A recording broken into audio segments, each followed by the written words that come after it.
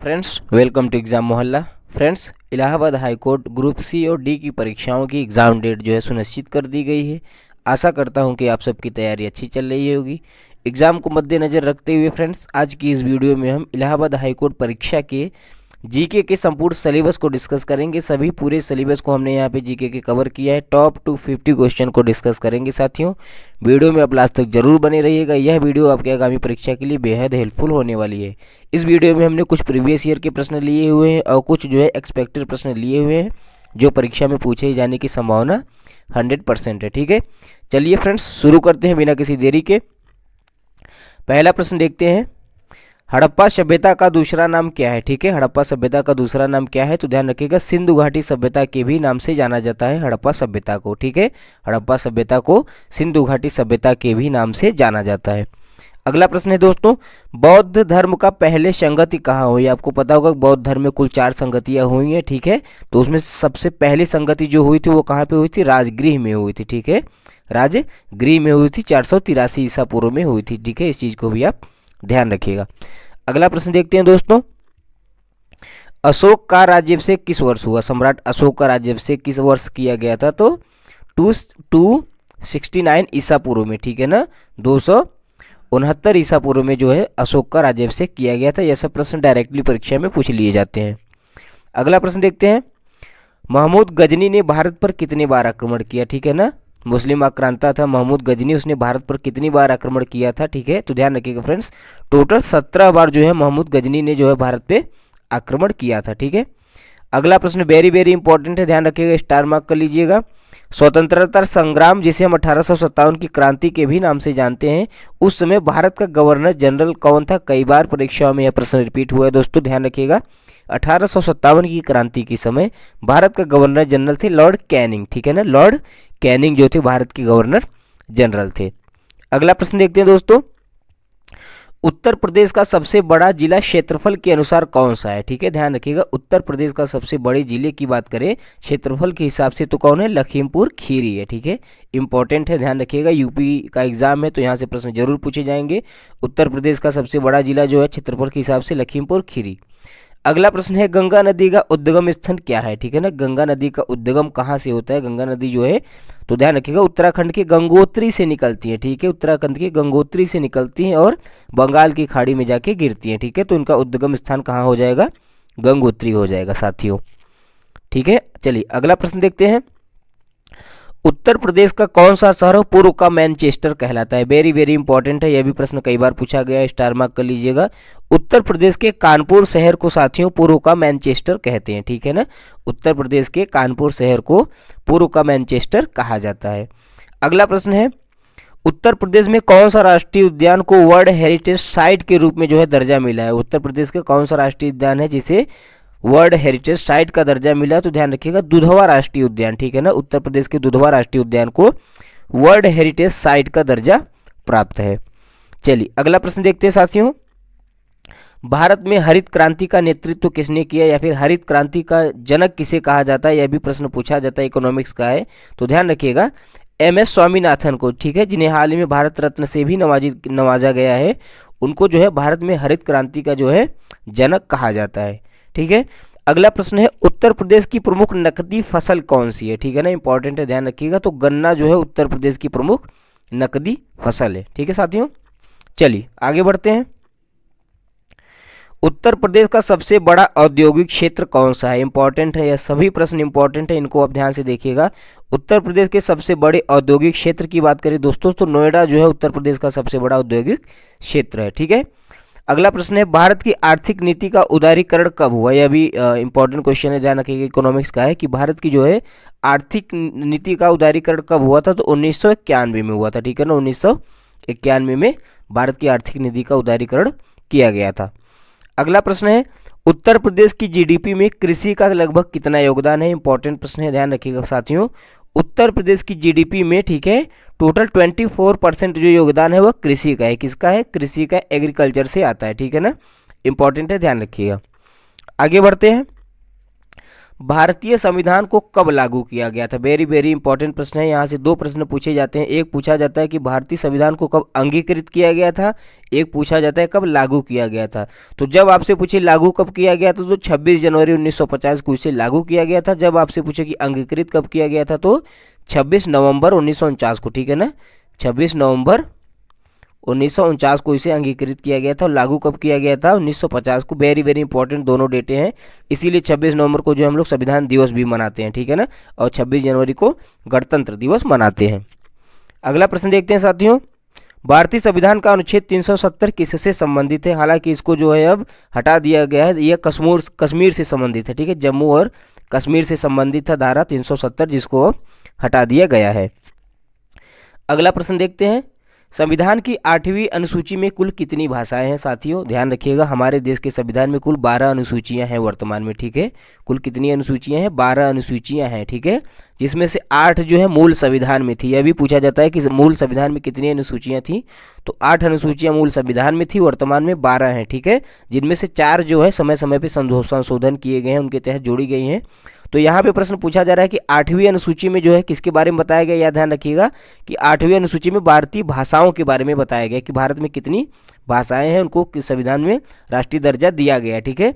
तो कितनी भाषाओं को दर्जा दिया गया है? टोटल 22 भाषाओं को दिया गया है। वेरी वेरी इंपॉर्टेंट फैक्ट है, ध्यान रखिएगा, ठीक है।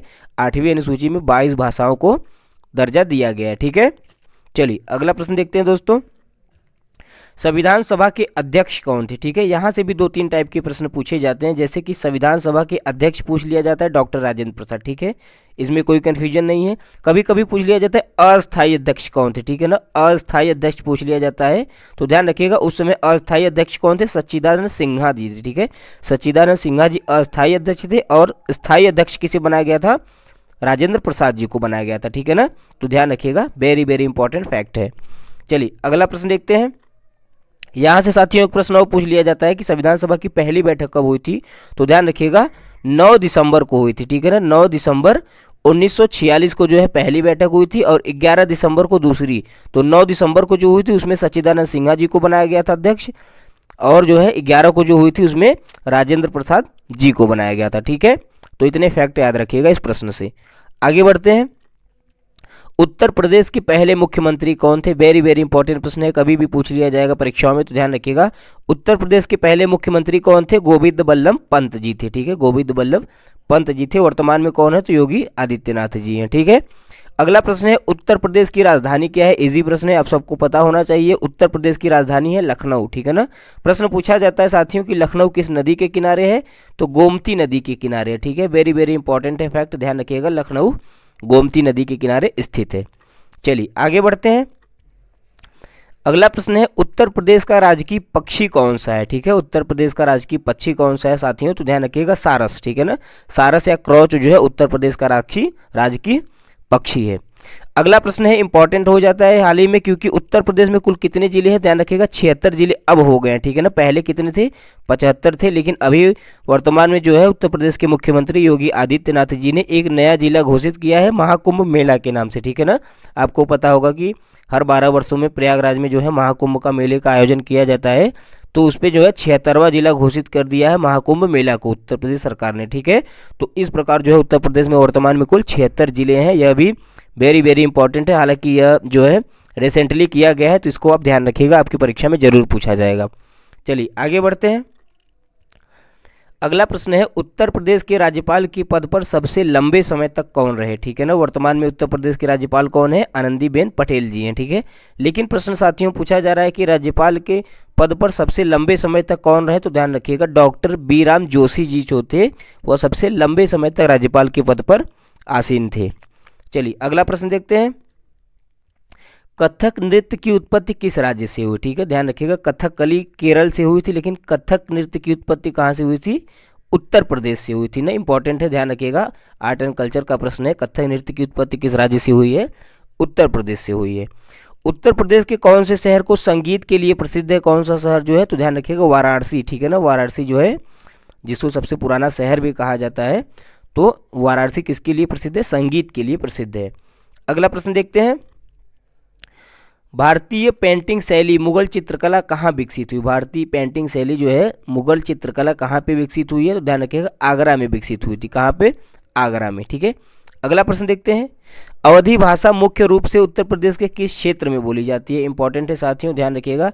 अवधी भाषा मुख्य रूप से उत्तर प्रदेश के किस क्षेत्र में बोली जाती है? पूर्वांचल में बोली जाती है ना। पूर्वांचल के जितने भी क्षेत्र पड़ते हैं वहाँ पे अवधी बोली जाती है। हालांकि कहीं कहीं भोजपुरी भी बोली जाने लगी है, तो ध्यान रखिएगा अवधी होगा। चलिए आगे बढ़ते हैं साथियों। उत्तर प्रदेश में कौन सा त्यौहार लठमार होली के लिए प्रसिद्ध है? ठीक है ना, कौन सा त्यौहार है जो लठमार होली के लिए प्रसिद्ध है? या फिर यह भी प्रश्न पूछा जाता है कि लठमार होली जो है कहाँ पे प्रसिद्ध है? तो ध्यान रखिएगा बरसाना में जो है मुख्यतः यह खेली जाती है। ठीक है ना, Lathmar Holi very very important है। यह जूनियर असिस्टेंट के भी पेपर में पूछा गया था एक बार, तो ध्यान रखिएगा लठमार होली कहाँ के लिए प्रसिद्ध है? बरसाना में प्रसिद्ध है। आगे बढ़ते हैं दोस्तों। भारत का पहला उपग्रह यानी कि भारत का पहला सैटेलाइट कौन सा था? तो ध्यान रखिएगा आर्यभट्ट। भारत का पहला सैटेलाइट कौन सा था? आर्यभट्ट, जिसको 1975 में लॉन्च किया गया था रसिया के द्वारा। ठीक है, इसको भी आप ध्यान रखिएगा। ठीक है, 1975 में रसिया के द्वारा भारत का पहला सैटेलाइट आर्यभट्ट लॉन्च किया गया था। अगला प्रश्न देखते हैं साथियों। डीएनए की खोज किसने की थी? डीएनए की खोज किसने की थी? तो ध्यान रखिएगा वाटसन और क्रिक के द्वारा डीएनए की खोज की गई थी। किसके द्वारा? वाटसन और क्रिक के द्वारा। अगला प्रश्न देखते हैं दोस्तों। उत्तर प्रदेश में एशिया का सबसे बड़ा सोलर प्लांट कहाँ स्थित है? वेरी वेरी इंपॉर्टेंट है, ध्यान रख लीजिएगा, क्योंकि यह एशिया का सबसे बड़ा सोलर प्लांट है, इसलिए इंपॉर्टेंट हो जाता है। उत्तर प्रदेश के मिर्जापुर जिले में जो है साथियों एशिया का सबसे बड़ा सोलर प्लांट स्थित है। ठीक है, अगला प्रश्न देखते हैं। प्रकाश वर्ष किसका मापक है? ठीक है ना, प्रकाश वर्ष की बात करें तो प्रकाश वर्ष जो है किसका मापक है? दूरी का मापक है। ठीक है ना, खालका खगोलीय दूरी जो होती है, पिंडों की दूरी मापने के लिए हम प्रकाश वर्ष का इस्तेमाल करते हैं। ठीक है ना, तो यह इंपॉर्टेंट हो जाता है, ध्यान रखिएगा, यूनिट से प्रश्न है साइंस का। अगला प्रश्न देखते हैं दोस्तों। मानव शरीर में सबसे बड़ा अंग कौन सा होता है? यह भी प्रश्न इंपॉर्टेंट है, ध्यान रखिएगा। मानव शरीर में साथियों सबसे बड़ा अंग कौन सा होता है? स्किन होती है, हमारी त्वचा। ठीक है, त्वचा जो है मानव शरीर का सबसे बड़ा अंग होता है। अगला प्रश्न देखते हैं। विश्व पर्यावरण दिवस कब मनाया जाता है? ठीक है, तो विश्व पर्यावरण दिवस कब मनाया जाता है साथियों? प्रतिवर्ष 5 जून को जो है विश्व पर्यावरण दिवस मनाया जाता है। ठीक है, चूंकि आपकी जो है सिलेबस में पर्यावरण को भी मेंशन किया गया है, तो पर्यावरण से रिलेटेड जो है जितने भी प्रश्न हैं उनको आप ध्यान से पढ़िएगा। ठीक है, अगला प्रश्न है। भारत का सबसे बड़ा मैंग्रोव वन कौन सा है? तो ध्यान रखिएगा सुंदरबन वन। ठीक है, सुंदरबन जो वन है वह पश्चिम बंगाल में स्थित है, वह है भारत का सबसे बड़ा मैंग्रोव वन है। आगे बढ़ते हैं साथियों। अगला प्रश्न है। उत्तर प्रदेश में वन क्षेत्र कुल भौगोलिक क्षेत्र का कितना प्रतिशत है? ठीक है ना, वेरी वेरी इंपॉर्टेंट है, पर्यावरण से रिलेटेड प्रश्न है, तो इनको ध्यान रखिएगा कि उत्तर प्रदेश में जो वन क्षेत्र है, ठीक है ना, फॉरेस्ट एरियाज हैं, वह कुल भौगोलिक क्षेत्र के कितने हैं? तो ध्यान रखिएगा 6.15%। ठीक है ना, लगभग 6.15% जो है वन क्षेत्र है कुल भौगोलिक एरिया के। अगला प्रश्न देखते हैं, इंपॉर्टेंट है। गंगा नदी को बचाने के लिए शुरू की गई योजना कौन सी है? ठीक है, 2014 में इसकी शुरुआत की गई थी, गंगा नदी को शुद्ध करने के लिए नमामि गंगे प्रोजेक्ट। ठीक है ना, नमामि गंगे योजना को शुरुआत की गई थी, तो ध्यान रखिएगा गंगा नदी के शुद्धिकरण के लिए यह योजना की शुरुआत की गई थी। अगला प्रश्न देखते हैं दोस्तों। भारत में सबसे अधिक जैव विविधता वाला राज्य कौन सा है? भारत में सबसे अधिक जैव विविधता वाला राज्य कौन सा है? तो मेरे दोस्त ध्यान रखिएगा मध्य प्रदेश। ठीक है ना, मध्य प्रदेश जो है भारत में सबसे अधिक जैव विविधता वाला राज्य है। आगे बढ़ते हैं। अगला प्रश्न है। उत्तर प्रदेश की पहले राज्यपाल कौन थी? ठीक है ना, उत्तर प्रदेश की पहली राज्यपाल कौन थी? और भारत की भी पहली महिला राज्यपाल पूछ लिया जाता है यहाँ से, तो ध्यान रखिएगा सरोजिनी नायडू जी थी। ठीक है, सरोजिनी नायडू जी। अगला प्रश्न है, इंपॉर्टेंट है, हिस्ट्री का, ध्यान रखिएगा। भारतीय राष्ट्रीय कांग्रेस जो कि वर्तमान में इंडियन नेशनल कांग्रेस है, आईएनसी, इसकी स्थापना कब की गई थी साथियों? तो ध्यान रखिएगा इसकी स्थापना हुई थी दिसंबर 1885 में। ठीक है ना, दिसंबर 1885 में इसकी स्थापना की गई थी। ठीक है, वेरी वेरी इंपॉर्टेंट फैक्ट है, ध्यान रखिएगा। चलिए अगला प्रश्न देखते हैं। ताजमहल का निर्माण किसने कराया? ताजमहल कहाँ पे स्थित है? उत्तर प्रदेश के जो है आगरा जिले में स्थित है। ठीक है, जो कि जो है 7 वंडर्स में से एक है, दुनिया के 7 अजूबों में से एक है। इसका निर्माण कराया था शाहजहां ने, मुगल शासक थे शाहजहां ने जो है ताजमहल का निर्माण करवाया था। अगला प्रश्न देखते हैं। उत्तर प्रदेश में पहला मेट्रो स्टेशन किस शहर में शुरू हुआ था? इंपॉर्टेंट है, ध्यान रखिएगा साथियों। उत्तर प्रदेश के लखनऊ शहर में। ठीक है ना, उत्तर प्रदेश की जो राजधानी है लखनऊ, वहां पे सबसे पहले मेट्रो स्टेशन की शुरुआत की गई थी उत्तर प्रदेश में। ठीक है ना, उत्तर प्रदेश की बात हो रही है। चलिए आगे बढ़ते हैं। भारत का पहला विज्ञान शहर कहाँ स्थित है? साइंस सिटी, भारत की पहली साइंस सिटी कहाँ पे स्थित है? तो कोलकाता में स्थित है, ठीक है, कोलकाता, जो कि पश्चिम बंगाल की राजधानी है। अगला प्रश्न देखते हैं दोस्तों। उत्तर प्रदेश में कुंभ मेला मुख्यतः जो है कहाँ लगता है? ठीक है, कुंभ मेले का आयोजन कहाँ पे किया जाता है? तो ध्यान रखिएगा साथियों कि कुंभ मेले का आयोजन जो है 4 स्थानों पर होता है, आपको बता देते हैं। पहला तो प्रयागराज हो गया जो कि उत्तर प्रदेश में पड़ता है। उसके बाद आता है हरिद्वार, ठीक है ना, हरिद्वार में भी कुंभ के मेले का आयोजन होता है। नासिक में किया जाता है, ठीक है, नासिक में किया जाता है, और उज्जैन में, ठीक है ना, उज्जैन। इन 4 स्थानों पे जो है प्रति 12-12 वर्षों में जो है महाकुंभ का आयोजन किया जाता है, ठीक है। तो इस बार 2025 का महाकुंभ जो है प्रयागराज में होगा, आप सब जरूर जाइएगा वहाँ, ठीक है। तो ऑप्शन आपका क्या, ऑप्शन क्या हो जाएगा? प्रयागराज जो है सही आंसर हो जाएगा इसका, ठीक है। कहाँ पे लगता है? प्रयागराज में। अगला प्रश्न देखते हैं। भारतीय संविधान में कुल कितनी अनुसूचियां हैं? हमने आपको बताया जब उस प्रश्न को डिस्कस कर रहे थे कि किस भाषा में जो है 8वीं अनुसूची में कितनी भाषाएं दी गई हैं, तो हमने बताया था कि कुल वर्तमान में कुल 12 अनुसूचियां दी गई हैं भारतीय संविधान में, ठीक है, वर्तमान में कुल 12 अनुसूचियां हैं। अगला प्रश्न देखते हैं मेरे दोस्तों। उत्तर प्रदेश का सबसे पुराना विश्वविद्यालय कौन सा है? ठीक है, यह प्रश्न कई बार परीक्षाओं में पूछा गया है, तो ध्यान रखिएगा। उत्तर प्रदेश का साथियों सबसे पुराना विश्वविद्यालय कौन सा है? इलाहाबाद यूनिवर्सिटी, ठीक है, जिसकी स्थापना 1887 में की गई थी, ठीक है ना। इलाहाबाद यूनिवर्सिटी, बीएचयू और अलीगढ़ ये सब पुरानी यूनिवर्सिटीज़ हैं, लेकिन इन सबसे पुरानी कौन सी है? इलाहाबाद यूनिवर्सिटी, ठीक है, ध्यान रखिएगा। अगला प्रश्न है, भारत में सर्वाधिक चीनी उत्पादन करने वाला राज्य कौन सा है? भारत में सर्वाधिक चीनी उत्पादन करने वाला राज्य कौन सा है साथियों? उत्तर प्रदेश है, ठीक है, उत्तर प्रदेश। आगे बढ़ते हैं। भारत का सबसे बड़ा ग्रामीण रोजगार योजना कौन सा है? ठीक है ना, भारत में सबसे बड़ी ग्रामीण रोजगार योजना कौन सी है? तो ध्यान रखिएगा, जो गांव में चलाई गई थी, मनरेगा, ठीक है ना, जिसको नरेगा के भी नाम से जाना जाता है। आप कमेंट करके हमको बताइएगा साथियों इस योजना की शुरुआत कब हुई थी, ठीक है ना, जिसमें 100 दिन जो है लोगों को काम दिया जा रहा था, ठीक है। मेड़बंदी भी गाँव में इसके नाम से जानते हैं, ठीक है। अगला प्रश्न देखते हैं। मौर्य साम्राज्य का संस्थापक कौन था? मौर्य साम्राज्य का संस्थापक कौन था? इंपॉर्टेंट है, चंद्रगुप्त मौर्य, ठीक है ना, चंद्रगुप्त मौर्य के द्वारा जो है मौर्य साम्राज्य की स्थापना की गई थी। आगे बढ़ते हैं दोस्तों। कनिष्क किस वंश का शासक था? तो ध्यान रखिएगा, कनिष्क किस वंश के शासक थे? कुषाण वंश का, ठीक है ना, कुषाण वंश का शासक कौन था? कनिष्क था। अगला प्रश्न देखते हैं। पानीपत की दूसरी लड़ाई कब हुई? ठीक है, पानीपत की 3 लड़ाइयाँ हुई हैं, तीनों बेहद इंपॉर्टेंट है, आप उनको देख लीजिएगा। हम यहाँ पे डिस्कस कर रहे हैं पानीपत की दूसरी लड़ाई, जो कि हुई थी अकबर और हेमू के बीच हुई थी, ठीक है, ठीक है, अकबर और हेमू के बीच में हुई थी, जिसमें हेमू की पराजय हुई थी, ठीक है। तो ध्यान रखिएगा, पानीपत की दूसरी लड़ाई हुई कब थी? 1556 में हुई थी, ठीक है, 1556 में हुई थी। अगला प्रश्न देखते हैं दोस्तों। झांसी की रानी लक्ष्मीबाई का जन्म कहाँ हुआ? यह भी प्रश्न प्रीवियस ईयर की परीक्षाओं में पूछा गया है, तो ध्यान रखिएगा। झांसी की रानी लक्ष्मीबाई थी, उनका जन्म कहाँ पे हुआ था? वाराणसी में हुआ था, ठीक है, वाराणसी में। चलिए आगे बढ़ते हैं। अगला प्रश्न है, उत्तर प्रदेश के कौन से शहर को नवाबों का शहर की कहा जाता है? ठीक है, यह भी प्रश्न पूछा गया है, तो ध्यान रखिएगा। उत्तर प्रदेश की राजधानी लखनऊ को नवाबों का शहर भी कहा जाता है, ठीक है। अगला प्रश्न देखते हैं मेरे दोस्त।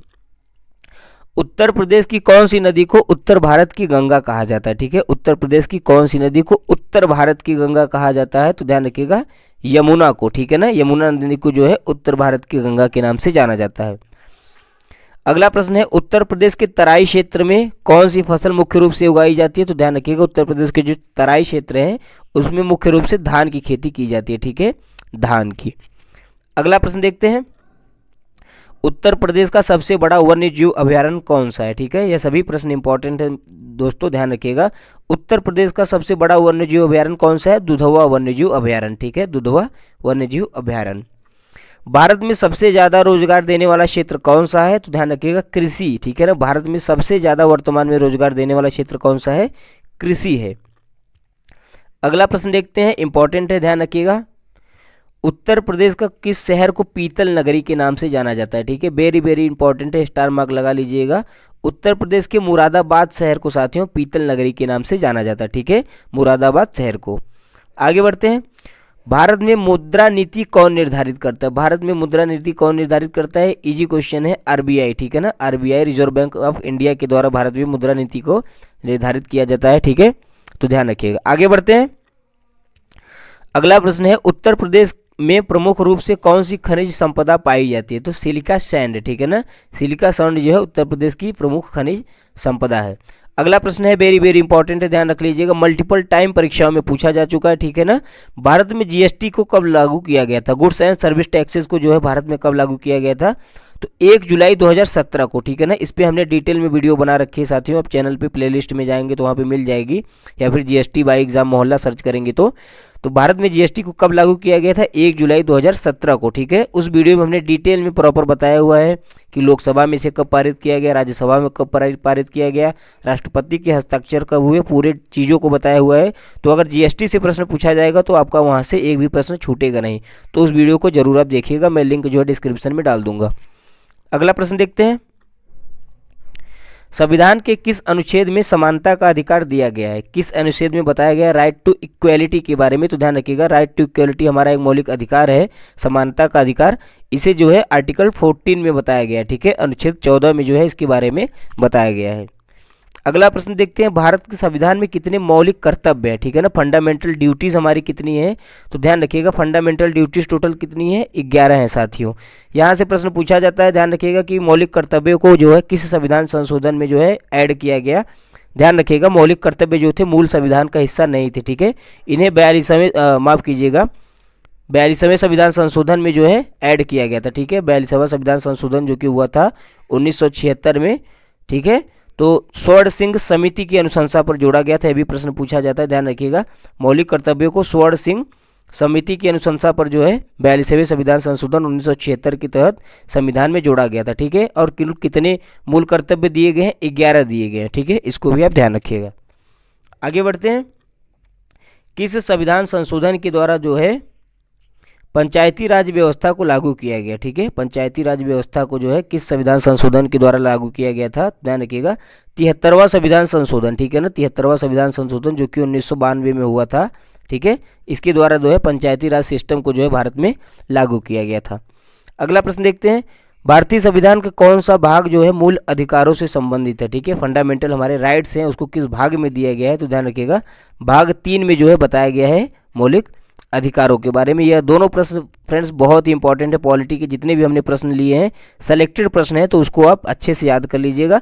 आपका अगर पॉलिटी से प्रश्न पूछा जाएगा तो डेफिनेटली मैं बता रहा हूँ इन्हीं प्रश्नों में से कोई एक पूछ लिया जाएगा।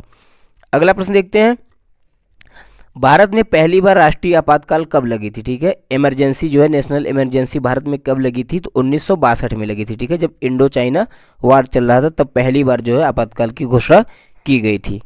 अगला प्रश्न देखते हैं, उत्तर प्रदेश का राजकीय जो है वृक्ष कौन सा है, ठीक है, राज्य वृक्ष कौन सा है, तो ध्यान रखिएगा अशोक का पेड़ जो है उत्तर प्रदेश का राजकीय वृक्ष है, ठीक है। और भारत का राजकीय वृक्ष कौन सा है, तो ध्यान रखिएगा बनियान ट्री यानी कि बरगद का पेड़ जो है भारत का राष्ट्रीय वृक्ष है।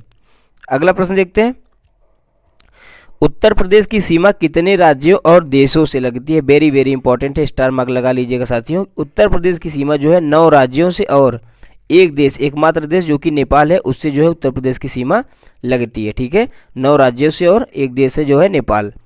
उत्तर प्रदेश का सबसे प्राचीन नगर कौन सा है, उत्तर प्रदेश का ही नहीं ये एशिया का सबसे प्राचीन नगर है, ध्यान रखिएगा वाराणसी, ठीक है, वाराणसी बनारस काशी जो है सबसे प्राचीन नगर है।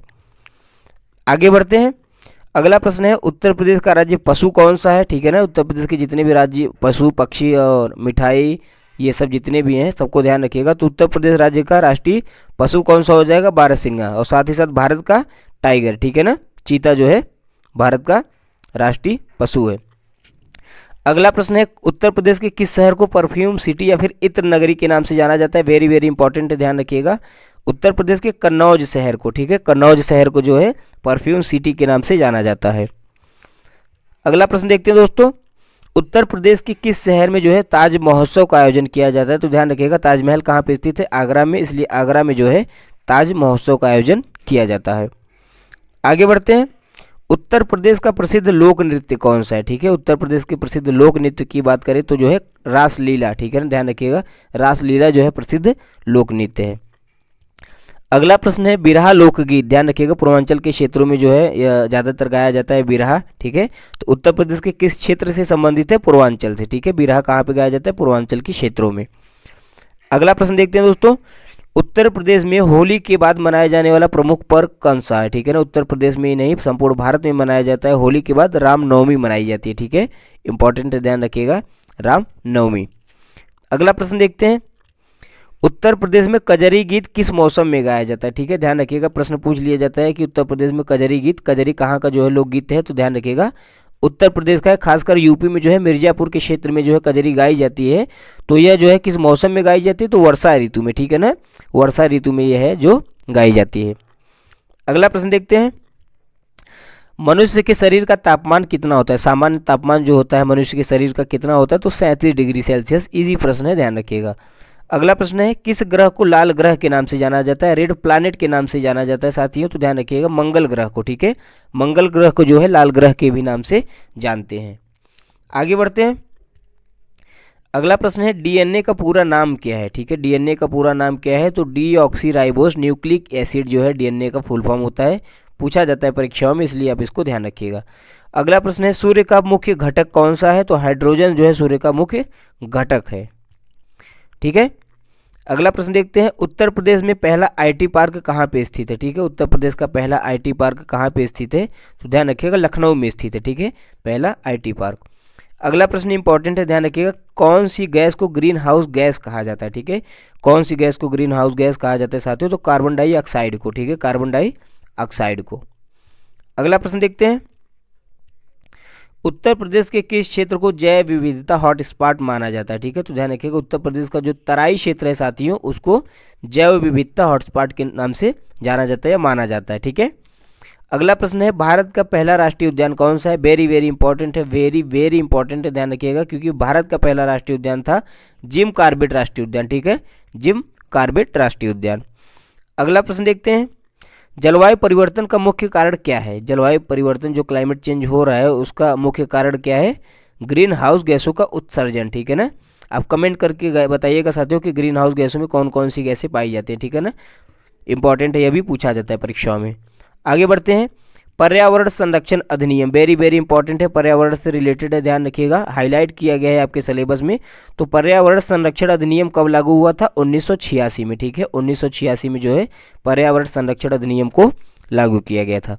अगला प्रश्न देखते हैं, अमिताभ बच्चन जी का जन्म किस शहर में हुआ? ठीक है, चूंकि उत्तर प्रदेश प्रयाग इलाहाबाद हाईकोर्ट का परीक्षा है तो पूछ सकता है, फेमस सेलिब्रिटी है अमिताभ बच्चन जी, इनका जन्म जो है प्रयागराज में ही हुआ है, ठीक है ना, प्रयागराज में। आगे बढ़ते हैं, गंगा नदी जो है कितने राज्यों से होकर बहती है? वेरी वेरी इंपॉर्टेंट है साथियों, स्टार मार्क लगा लीजिएगा।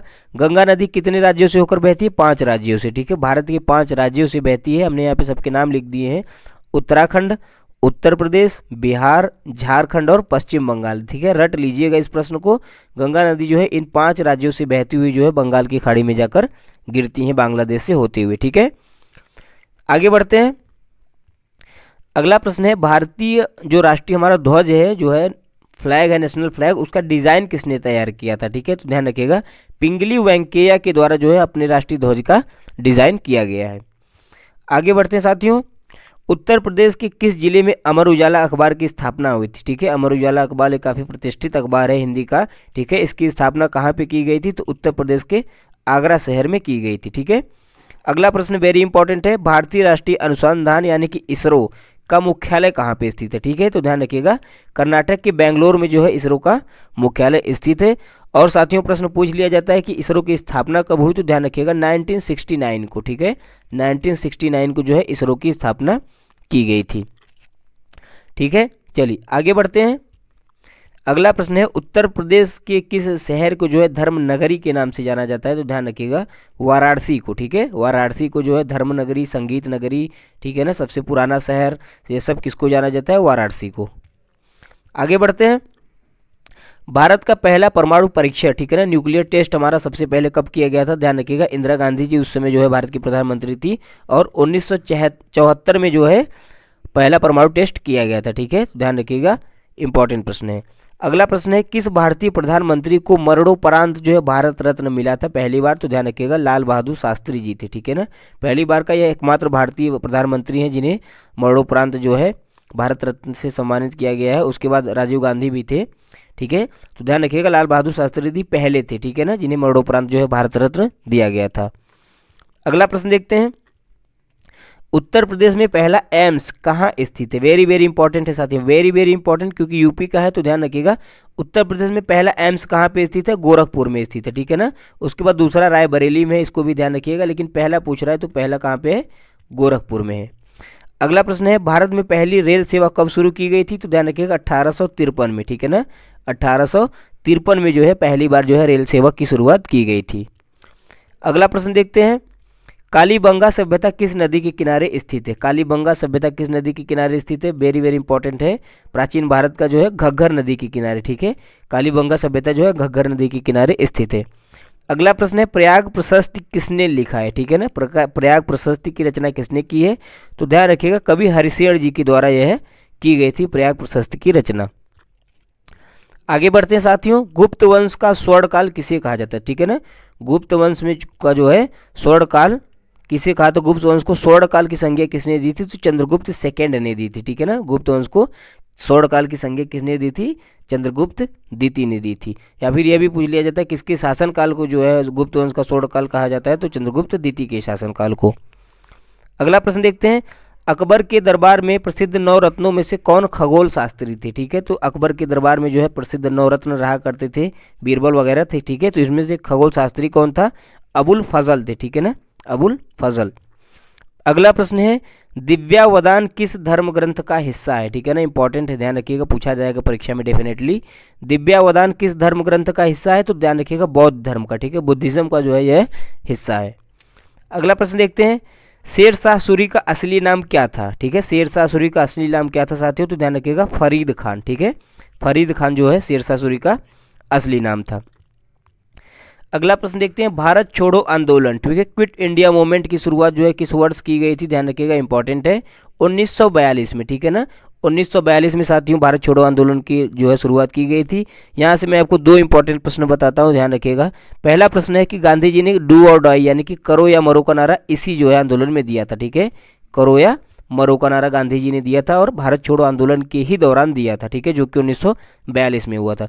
दूसरा प्रश्न वेरी वेरी इंपॉर्टेंट है कि पूछा जाता है कि भारत छोड़ो आंदोलन के समय वायसराय कौन थे? ठीक है, तो ध्यान रखिएगा लॉर्ड लिन लिथगो, ठीक है ना, लॉर्ड लिन लिथगो जो थे यहाँ पे वायसराय थे इस समय, ठीक है, लिन लिथगो, ठीक है ना। आप ऐसे याद कर सकते हैं, भारत छोड़ो आंदोलन यानी कि भारत छोड़ो आंदोलन को गो की बात कर रहे हैं, जाने की बात कर रहे हैं, तो लिन लिथगो, ठीक है ना। इस छोटी सी ट्रिक से आप इसको याद कर सकते हैं। अगला प्रश्न है, नालंदा विश्वविद्यालय जो कि बिहार में स्थित है, इसकी स्थापना किस वंश ने की थी? ध्यान रखिएगा गुप्त वंश ने की थी, ठीक है ना, गुप्त वंश के दौरान जो है नालंदा विश्वविद्यालय की स्थापना की गई थी। आगे बढ़ते हैं, आर्य समाज की स्थापना किसने की? कई बार परीक्षा में पूछा गया है, तो ध्यान रखिएगा दयानंद सरस्वती के द्वारा, स्वामी दयानंद सरस्वती जी के द्वारा जो है आर्य समाज की स्थापना की गई थी। अगला प्रश्न है, भारत में किसने जो है आधुनिक शिक्षा, ठीक है, आधुनिक शिक्षा की नींव किसने रखी थी? तो लॉर्ड मैकाले ने रखी थी। यह भी प्रश्न साथियों पूछा गया है, ध्यान रखिएगा। सारे प्रश्न हमने इंपॉर्टेंट सेलेक्टेड लिए हुए हैं, सारे इंपॉर्टेंट है, तो आप इसको अच्छे से देखिएगा, लास्ट तक बने रहिएगा। आगे बढ़ते हैं, उत्तर प्रदेश में सबसे ऊंचा पर्वतीय स्थान कौन सा है? ठीक है, उत्तर प्रदेश का सबसे ऊंचा पर्वतीय स्थान कौन सा है? तो ध्यान रखिएगा अमिया पहाड़ी जो कि मिर्जापुर में पड़ती है, यह उत्तर प्रदेश का सबसे ऊंचा पर्वतीय स्थान है, ठीक है। हालांकि उत्तर प्रदेश में ज़्यादा पर्वत है नहीं, विंध्याचल पर्वत है, लेकिन सबसे ऊंचा पर्वतीय स्थान पूछ रहा है तो ध्यान रखिएगा अमिया पहाड़ी हो जाएगा। अगला प्रश्न है, उत्तर प्रदेश का कौन सा जिला सीमेंट सिटी के नाम से जाना जाता है? वेरी वेरी इंपॉर्टेंट है, ध्यान रखिएगा सोनभद्र को, ठीक है ना, सोनभद्र को जो है सीमेंट सिटी के नाम से जाना जाता है। अगला प्रश्न देखते हैं दोस्तों, उत्तर प्रदेश की सबसे लंबी नदी कौन सी है? न सिर्फ उत्तर प्रदेश की, भारत की सबसे लंबी नदी है गंगा नदी, ठीक है ना, भारत की सबसे लंबी नदी है गंगा नदी, जिसकी लंबाई भारत में जो है 2525 किलोमीटर है, ठीक है ना, 2525 किलोमीटर है, ध्यान रखिए गंगा नदी की लंबाई 2525 किलोमीटर है। अगला प्रश्न देखते हैं, उत्तर प्रदेश में चंबल नदी का उद्गम स्थल कौन सा है? ठीक है ना, उत्तर प्रदेश में हालांकि प्रवाहित होती है, तो उत्तर प्रदेश में उद्गम स्थल इसका है नहीं, कहाँ पे है? मध्य प्रदेश में, ठीक है ना, चंबल नदी जो है मध्य प्रदेश से निकलती है, ठीक है ना, और यमुना नदी से आके उत्तर प्रदेश में मिलती है। अगला प्रश्न देखते हैं, उत्तर प्रदेश में सरयू नदी को किस नाम से जाना जाता है? वेरी वेरी इंपॉर्टेंट है फ्रेंड्स, वेरी वेरी इंपॉर्टेंट है। सरयू नदी से कई प्रश्न पूछे जाते हैं, जैसे कि सरयू नदी के किनारे जो है मोस्ट जो है फेमस शहर स्थित है कौन सा? अयोध्या, ठीक है ना। अयोध्या जो है सरयू नदी के किनारे स्थित है, कई बार परीक्षा में पूछा गया है। और उत्तर प्रदेश में सरयू नदी को घाघरा के भी नाम से जाना जाता है, ठीक है। तो दोनों पॉइंट आप ध्यान रखिएगा। अगला प्रश्न है वेरी वेरी इंपॉर्टेंट, परीक्षा में कई बार पूछा गया है, ध्यान रखिए खासकर यूपी की परीक्षाओं में, कि उत्तर प्रदेश का सबसे कम साक्षरता वाला जिला कौन सा है, ठीक है। कौन सा जिला है जिसमें लिटरेसी रेट सबसे कम है? तो ध्यान रखिएगा श्रावस्ती, ठीक है ना। श्रावस्ती में जो है साक्षरता दर के मामले में सबसे कम है।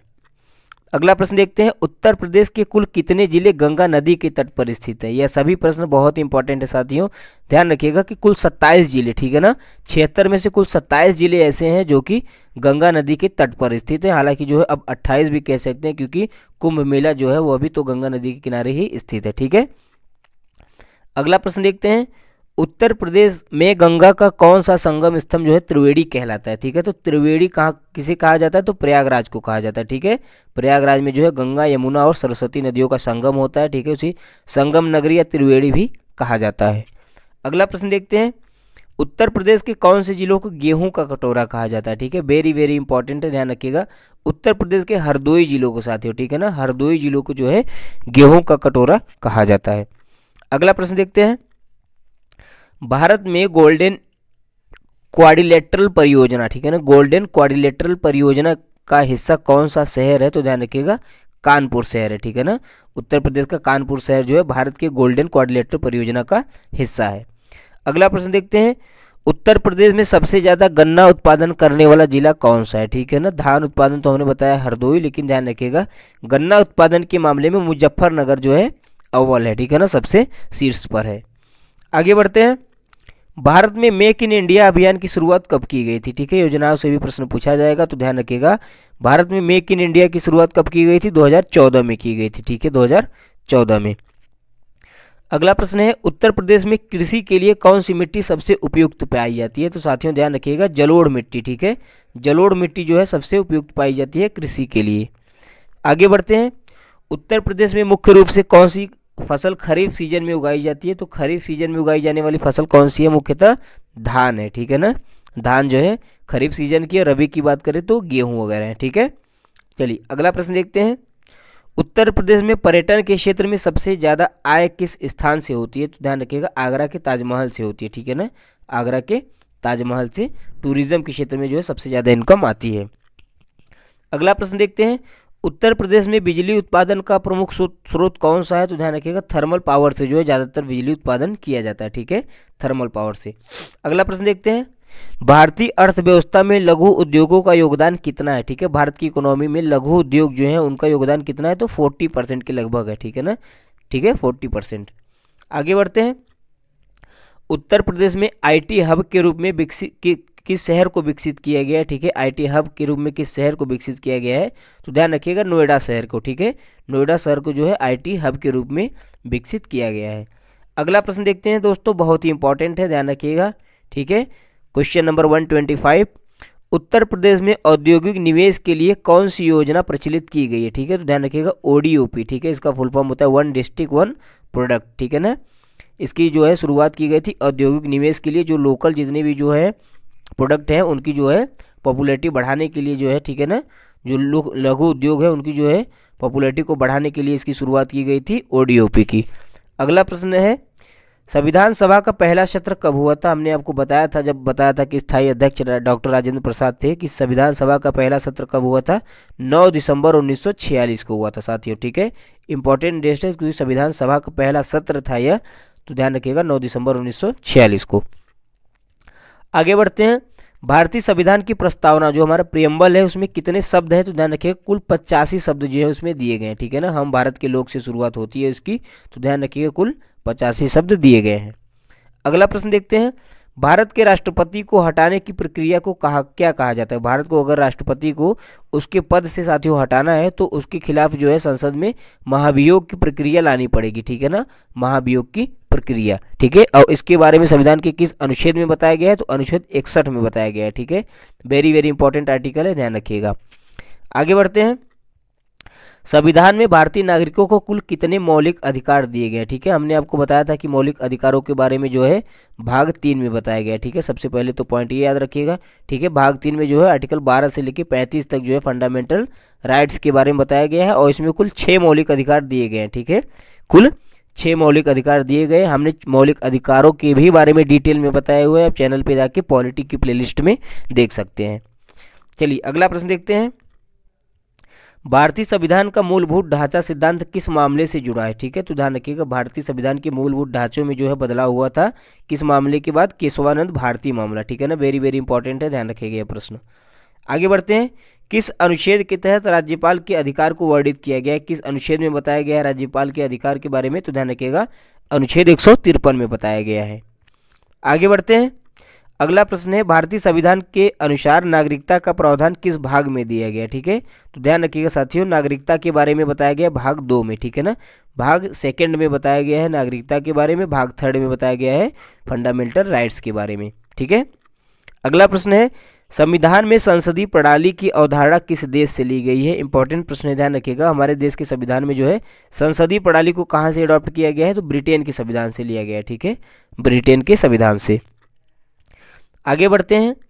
भारतीय संविधान का भाग जो है 11 किससे संबंधित है? ठीक है ना, भाग 11 जो है किससे संबंधित है? ध्यान रखिएगा, भाग 11 जो है राज्य और संघ के बीच जो संबंध है उससे संबंधित होता है। ठीक है ना, तो भारतीय संविधान का भाग 11 जो है संघ और राज्य के बीच संबंधों को वर्णित करता है। अगला प्रश्न देखते हैं। संविधान में समान न्याय और निःशुल्क कानूनी सहायता का प्रावधान किस अनुच्छेद में किया गया है? साथियों जो है अगर कोई आर्थिक रूप से कमजोर है तो उसके खिलाफ उसको जो है सरकार एक वकील को मुहैया कराती है। ठीक है ना, समान न्याय, ताकि उसको समान न्याय मिले या निःशुल्क कानूनी सहायता मिले। तो इसका जो है प्रावधान किस अनुच्छेद में दिया गया? ध्यान रखिएगा, अनुच्छेद 39A में दिया गया। ठीक है, इंपॉर्टेंट है, ध्यान रखिएगा, अनुच्छेद 39A में इसके बारे में बताया गया है। अगला प्रश्न देखते हैं। उत्तर प्रदेश में प्रथम हाईकोर्ट कहाँ स्थापित किया गया था? उत्तर प्रदेश में जो है एक ही हाईकोर्ट है, इलाहाबाद हाईकोर्ट। ठीक है, इसकी खंडपीठ है लखनऊ में भी। ठीक है ना, वो ब्रांच है लखनऊ में जो है लखनऊ हाईकोर्ट। ठीक है, लेकिन पहली जो है हाईकोर्ट कहाँ पे है? इलाहाबाद में ही है। ठीक है, चलिए अगला प्रश्न देखते हैं। उत्तर प्रदेश का सबसे बड़ा रेलवे स्टेशन या रेलवे जंक्शन कौन सा है? तो ध्यान रखिएगा, पंडित दीनदयाल उपाध्याय जंक्शन। ठीक है, इनका पूरा नाम मुगलसराय स्टेशन भी था। ठीक है, जिसको बदल के पंडित दीनदयाल उपाध्याय जंक्शन कर दिया गया। उत्तर प्रदेश का सबसे बड़ा रेलवे जंक्शन है। अगला प्रश्न देखते हैं। उत्तर प्रदेश का सबसे प्राचीन पर्व कौन सा है? ठीक है, तो माघ मेला जो है सबसे प्राचीन पर्व है। ठीक है ना, सबसे प्राचीन पर्व कौन सा है? माघ मेला है। अगला प्रश्न है, उत्तर प्रदेश में कौन सा जिला आम के लिए प्रसिद्ध है? तो ध्यान रखिएगा, मलिहाबाद। ठीक है ना, मलिहाबादी आम, हालांकि मलिहाबाद एक जिला नहीं है। ठीक है, लखनऊ के अंदर ही आता है। ठीक है, तो ध्यान रखिएगा, मलिहाबाद जो है आम के लिए प्रसिद्ध है। आगे बढ़ते हैं। उत्तर प्रदेश का राजकीय खेल कौन सा है? साथियों ध्यान रखिएगा, राजकीय खेल कौन सा है? हॉकी है। ठीक है ना, हॉकी जो है उत्तर प्रदेश का राजकीय खेल है। अगला प्रश्न देखते हैं। उत्तर प्रदेश में स्थापित पहला परमाणु ऊर्जा संयंत्र कहाँ स्थित है? यह प्रश्न इंपॉर्टेंट है, स्टार मार्क लगा लीजिएगा आप इसको। ठीक है, उत्तर प्रदेश का पहला परमाणु ऊर्जा संयंत्र कहाँ पे? तो नरौरा में। ठीक है, नरौरा कहाँ पड़ता है? बुलंदशहर में पड़ता है। ठीक है, बुलंदशहर में जो है नरौरा पड़ता है, बुलंदशहर में, जो कि उत्तर प्रदेश का पहला परमाणु ऊर्जा संयंत्र है।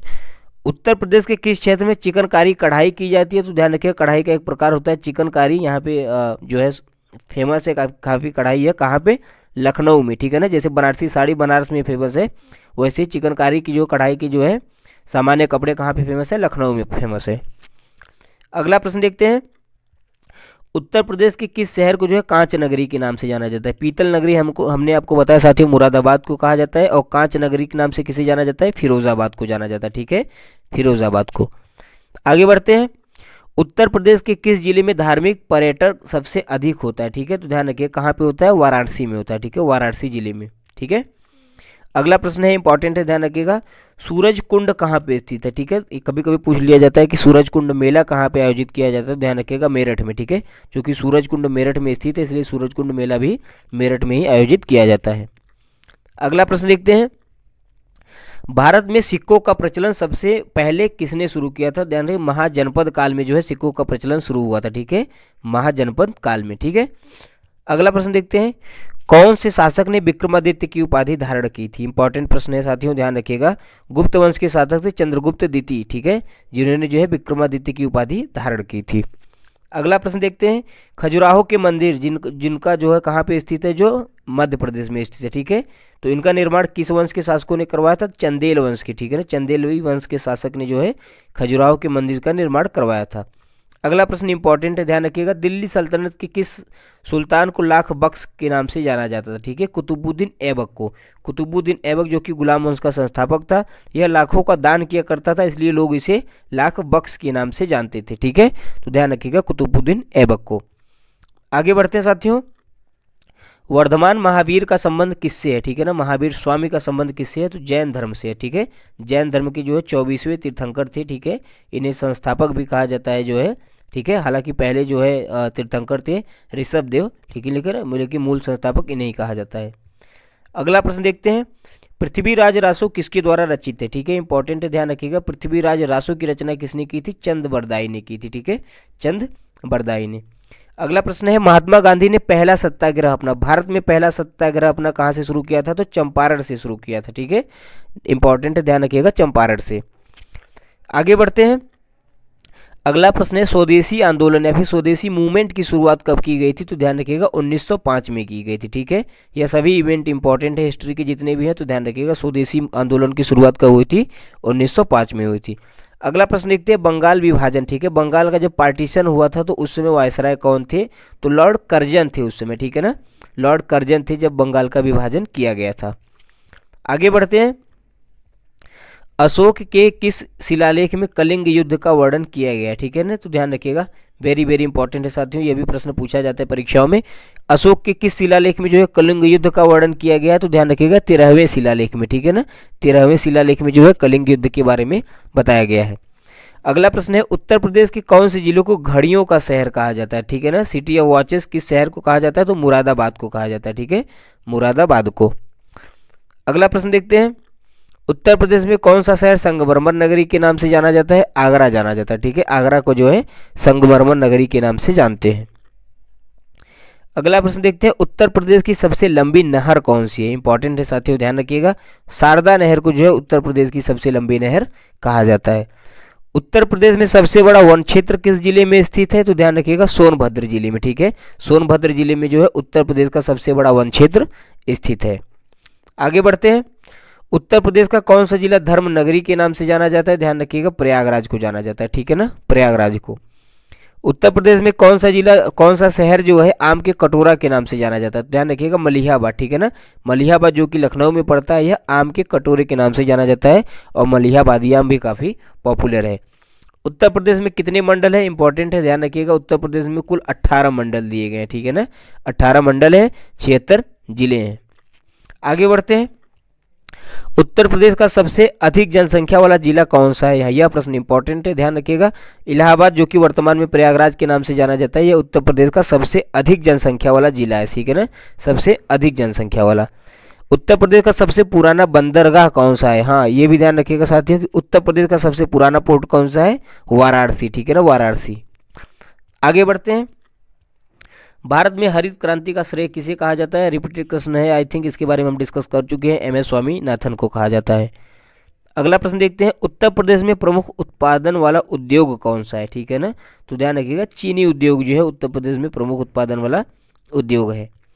अगला प्रश्न देखते हैं, भारतीय अर्थव्यवस्था का सबसे बड़ा हिस्सा कौन सा क्षेत्र है, इंपॉर्टेंट है, ध्यान रखिएगा सेवा क्षेत्र, ठीक है ना, सेवा क्षेत्र से जो है भारतीय इकोनॉमी में सबसे बड़ा हिस्सा जाता है। अगला प्रश्न देखते हैं, भारत में रोजगार गारंटी अधिनियम की शुरुआत किस वर्ष हुई या किस वर्ष लागू किया गया, इंपॉर्टेंट है, ध्यान रखिएगा, भारत में जो है रोजगार गारंटी अधिनियम की शुरुआत कब हुई थी, सन 2005 से हुई थी, ठीक है। उत्तर प्रदेश का कौन सा जिला काष्ठ कला के लिए प्रसिद्ध है, तो सहारनपुर, उत्तर प्रदेश का सहारनपुर जिला जो है सबसे पूर्वी जिला भी है, माफ कीजिएगा उत्तरी जिला, ठीक है, जो कि हिमाचल प्रदेश से लगा है, यह जो है काष्ठ कला के लिए प्रसिद्ध है। आगे बढ़ते हैं साथियों, उत्तर प्रदेश में किस जिले में चाय की खेती की जाती है, तो ध्यान रखिएगा लखीमपुर खीरी में, ठीक है, लखीमपुर खीरी में जो है चाय की खेती की जाती है। उत्तर प्रदेश के किस शहर को शिक्षा नगरी के नाम से जाना जाता है, तो अलीगढ़ को, ठीक है ना, अलीगढ़ तालों के लिए भी बहुत प्रसिद्ध है, ध्यान रखिएगा अलीगढ़ के ताले बहुत फेमस है ओडीओपी में जो है, तो ध्यान रखिएगा अलीगढ़ के ताले। आगे बढ़ते हैं, उत्तर प्रदेश के कौन सा शहर सबसे ज्यादा दुग्ध उत्पादन करता है, ठीक है ना, तो बुलंदशहर। कौन सा शहर है जो सबसे ज्यादा दुग्ध उत्पादन करता है, दूध उत्पादन करता है, बुलंदशहर करता है, ठीक है। भारत के संविधान के लागू होने की तिथि, ये भी रिपीटेड प्रश्न है, 26 जनवरी 1950 को। आगे बढ़ते हैं। भारतीय संविधान में अधिकारों के संरक्षण के बारे में किस आर्टिकल में बताया गया है, यह प्रश्न इंपॉर्टेंट है, थोड़ा डिटेल में देखिए इसके बारे में। फ्रेंड्स, हमने आपको बताया कि हमारे संविधान के भाग 3 में फंडामेंटल राइट्स दिए गए, मौलिक अधिकार। लेकिन अगर किसी व्यक्ति के मौलिक अधिकारों का हनन किया जाता है, ठीक है ना, मौलिक अधिकारों को किसी व्यक्ति का हनन किया जाता है, तो वह अनुच्छेद 32 के तहत जो है सुप्रीम कोर्ट में याचिका दायर कर सकता है, ठीक है। मतलब सुप्रीम कोर्ट जो है उसके अधिकारों का संरक्षण करेगा, ठीक है। तो इसलिए यह प्रश्न इंपॉर्टेंट हो जाता है, ध्यान रखिएगा। अनुच्छेद 32 के तहत वह सुप्रीम कोर्ट जा सकता है और अनुच्छेद 226 के तहत वह हाई कोर्ट में याचिका दायर कर सकता है, ठीक है। तो इंपॉर्टेंट प्रश्न है, ध्यान रखिएगा। अगला प्रश्न देखते हैं, यह भी इंपॉर्टेंट है। भारत के नियंत्रक और महालेखा परीक्षक यानी कि कंट्रोलर एंड ऑडिटर जनरल का कार्यकाल कितना होता है, ठीक है। तो ध्यान रखिएगा, भारत के जो सीएजी होते हैं इनके बारे में अनुच्छेद 148 में बताया गया है, ठीक है। तो इनका कार्यकाल कितना होता है, 6 वर्षों का होता है, ठीक है। यह भारत सरकार का जो है लेखा जोखा रखते हैं एक तरह से, ठीक है। चलिए अगला प्रश्न देखते हैं। संविधान के कौन से भाग में जो है नीति निर्देशक तत्व डीपीएसपी के बारे में बताया गया है, तो ध्यान रखिएगा भाग 4 में जो है नीति निर्देशक तत्वों के बारे में बताया गया है, ठीक है। भाग 4 में हमने आपको 3-4 पार्ट बता चुके हैं, ठीक है। टोटल 22 पार्ट हैं, ठीक है। दूसरा पार्ट हमने बताया था जिसमें नागरिकता के बारे में बताया गया है, तीसरा में हमने बताया कि फंडामेंटल राइट्स के बारे में बताया गया है, ठीक है। और चौथा में डीपीएसपी के बारे में बताया गया। उसके बाद पार्ट 11 के बारे में भी बताया जिसमें जो है केंद्र और राज्य के बीच संबंध के बारे में बताया गया, ठीक है। तो इन सबको आप ध्यान रखते चलिए। आगे बढ़ते हैं। राज्यसभा के सदस्य बनने के लिए न्यूनतम आयु सीमा क्या होनी चाहिए, ठीक है। तो अगर राज्यसभा का सदस्य बनना है तो न्यूनतम आयु सीमा कितनी है, 25 वर्ष है, ठीक है। 30 वर्ष, माफ कीजिएगा, 30 वर्ष। लोकसभा के लिए 25 वर्ष है, ठीक है। लोकसभा के लिए 25 वर्ष और राज्यसभा के लिए 30 वर्ष। अगला प्रश्न देखते हैं, यह भी प्रश्न इंपॉर्टेंट है, ध्यान रखिएगा। भारतीय संविधान में 42वां संविधान संशोधन किसे कहा जाता है या फिर किस नाम से जाना जाता है, तो ध्यान रखिएगा 42वें संविधान संशोधन को साथियों लघु संविधान के नाम से जाना जाता है, मिनी कॉन्स्टिट्यूशन के नाम से जाना जाता है, क्योंकि इसमें जो है इंदिरा गांधी सरकार ने बहुत सारे बदलाव एक साथ कर दिए थे, इसलिए इसे लघु संविधान की संज्ञा दी जाती है। अगला प्रश्न देखते हैं, किस अनुच्छेद में राष्ट्रीय भाषा का उल्लेख किया गया है, वेरी वेरी इंपॉर्टेंट है, ध्यान रखिएगा। अनुच्छेद 343, अनुच्छेद 343 में भारत की राष्ट्रीय भाषा हिंदी का उल्लेख किया गया है, ठीक है। हिंदी के बारे में बताया गया है, राष्ट्रीय भाषा के बारे में बताया गया है। अगला प्रश्न देखते हैं, भारत के उपराष्ट्रपति का चुनाव कौन करता है, ठीक है। उपराष्ट्रपति कैसे इलेक्ट होते हैं, तो संसद के दोनों सदनों के द्वारा, यानी कि लोकसभा और राज्यसभा दोनों सदनों के सदस्य जो है उपराष्ट्रपति को चुनते हैं। अगला प्रश्न देखते हैं, संविधान का रचनाकार किसे कहा जाता है, ठीक है। भारतीय संविधान का निर्माता या रचनाकार किसे कहा जाता है, तो डॉक्टर भीमराव अंबेडकर जी को जो है संविधान का रचनाकार कहा जाता है। अगला प्रश्न है, उत्तर प्रदेश में कुंभ मेले का आयोजन प्रयागराज में जो होता है वह कितने वर्षों के अंतराल में होता है, तो ध्यान रखिएगा 12 वर्षों के अंतराल में होता है, ठीक है। 12 वर्षों के अंतराल में। आगे बढ़ते हैं, उत्तर प्रदेश में भदोही जो जिला है वह किस उद्योग के लिए प्रसिद्ध है, ठीक है। इंपॉर्टेंट प्रश्न है, ध्यान रखिएगा। भदोही जिला जो है कालीन उद्योग के लिए प्रसिद्ध है, ठीक है ना। गलीचे का काम यहाँ पे ज्यादा किया जाता है, कालीन उद्योग का। अगला प्रश्न देखते हैं, उत्तर प्रदेश का राज्य की पक्षी कौन सा है, सारस पक्षी है, ध्यान रखिएगा। उत्तर प्रदेश का राज्य की, हाँ, पुष्प की बात करें तो इंपॉर्टेंट है, ध्यान रखिएगा। उत्तर प्रदेश का राजकीय पुष्प कौन सा है, पलाश का, ठीक है ना, पलाश, ठीक है, इंपॉर्टेंट है, ध्यान रखिएगा। अगला प्रश्न है, उत्तर प्रदेश में पहला महिला विश्वविद्यालय कहाँ पे स्थित है, इंपॉर्टेंट है, ध्यान रखिएगा। उत्तर प्रदेश की राजधानी लखनऊ में जो है उत्तर प्रदेश का पहला महिला विश्वविद्यालय स्थित है। इंपॉर्टेंट है अगला भी प्रश्न कि उत्तर प्रदेश में कौन सा हवाई अड्डा सबसे बेस्ट है, सबसे बिजिएस्ट एयरपोर्ट कौन सा है उत्तर प्रदेश का, चौधरी चरण सिंह एयरपोर्ट जो कि लखनऊ में स्थित है, ठीक है ना। इसे अमौसी एयरपोर्ट के भी नाम से जाना जाता है। आगे बढ़ते हैं दोस्तों, उत्तर प्रदेश में कौन सा ऐतिहासिक किला सबसे प्रसिद्ध है, तो उत्तर प्रदेश में आगरा का किला जो है सबसे ऐतिहासिक किला है, ठीक है ना। तो वह पॉपुलर है, ध्यान रखिएगा, जो कि आगरा में पड़ता है। अगला प्रश्न देखते हैं, उत्तर प्रदेश सरयू नदी जो है वह किस, माफ कीजिएगा इस प्रश्न में थोड़ी एरर है, यहाँ पे रहेगा, ठीक है ना, कि अयोध्या जो शहर है वह किस नदी के किनारे बताए, तो हमने आपको इसके बारे में ऑलरेडी बता दिया है कि अयोध्या शहर जो है वह सरयू नदी के किनारे बसा हुआ है। उत्तर प्रदेश की पहली साइबर सिटी कौन सी है, तो नोएडा उत्तर प्रदेश की पहली साइबर सिटी है, इंपॉर्टेंट है, ध्यान रखिएगा, नोएडा। अगला प्रश्न देखते हैं, हड़प्पा सभ्यता में घरों में किस प्रकार की जल निकासी प्रणाली थी? हड़प्पा सभ्यता में जो घर बने थे उनमें जल निकासी की प्रणाली क्या थी? तो भूमिगत थी, ठीक है ना, ध्यान रखिएगा, भूमिगत थी। अगला प्रश्न है, अशोक, सम्राट अशोक ने जो है, जो कि मौर्य वंश के शासक थे, ठीक है, तो इन्होंने किस धर्म को अपनाया था? प्रश्न पूछा जाता है, इंपॉर्टेंट है, तो ध्यान रखिएगा, बौद्ध धर्म को अपनाया था, ठीक है ना, अशोक ने जो है बौद्ध धर्म को अपनाया था। अगला प्रश्न है, पानीपत की पहली लड़ाई जो कि कब हुई थी? 1526 में हुई थी, ठीक है ना। दूसरी लड़ाई के बारे में हमने स्टार्टिंग में आपको बताया था, यह पहली लड़ाई है, 1526 में हुई थी, ठीक है, बाबर और इब्राहिम लोदी के बीच हुई थी, ठीक है ना। बाबर ने जो है इब्राहिम लोदी को पराजित किया था और मुगल साम्राज्य की नींव यहीं से रखी थी भारत में 1526 से।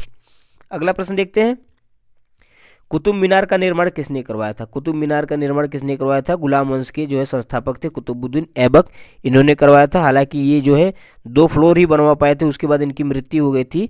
उसके बाद इल्तुतमिश ने जो है इसको पूरा करवाया था, ठीक है, ध्यान रखिएगा, इल्तुतमिश ने फिर कुतुब मीनार को पूरा करवाया था।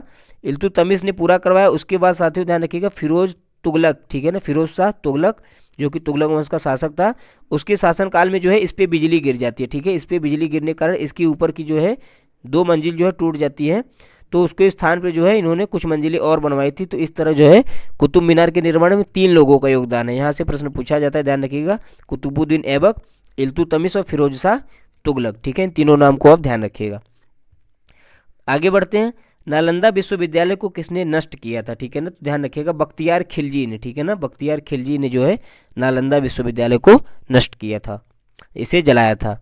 अगला प्रश्न देखते हैं, वंदे मातरम गीत किसने लिखा? ठीक है ना, ध्यान रखिएगा, वंदे मातरम जो है हमारा राष्ट्रीय गीत है और जन गण मन हमारा राष्ट्रीय गान ज्ञान है, ठीक है ना, राष्ट्रीय गान है।